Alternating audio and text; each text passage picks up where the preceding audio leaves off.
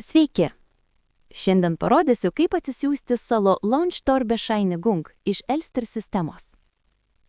Šis dokumentas dažnai reikalingas mokesčių deklaracijai ar kitoms oficialioms procedūroms. Pradėkime.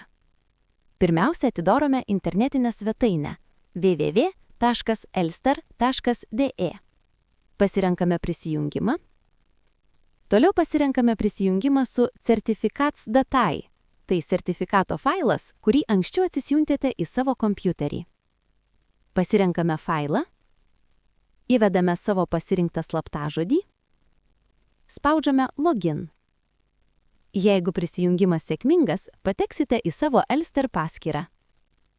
Prisijungę pasirenkame Formulare und Leistungen. Atsidariusiame lange spaudžiame Bescheinigungen verwalten. Toliau pasirenkame Meine Bescheinigungen.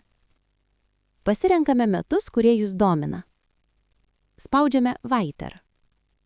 Atsidariusiame lange matysite visą dokumentų istoriją, kurią apie jūs turi Finanzamt.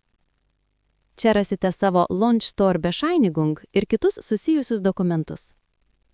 Dokumentą galite atsisiųsti PDF formatu. Jeigu dokumentų istorija dar neatsirado, gali būti, kad duomenys dar nėra įkelti į sistemą. Tokiu atveju palaukite kelias dienas ir prisijunkite dar kartą. Dažniausiai trūkstami dokumentai po kelių dienų atsiranda paskyroje automatiškai. Jeigu šis video jums buvo naudingas, paspauskite like. Užsiprenumeruokite kanalą ir parašykite komentaruose, kokia tema jūs dar domina. Iki kito video.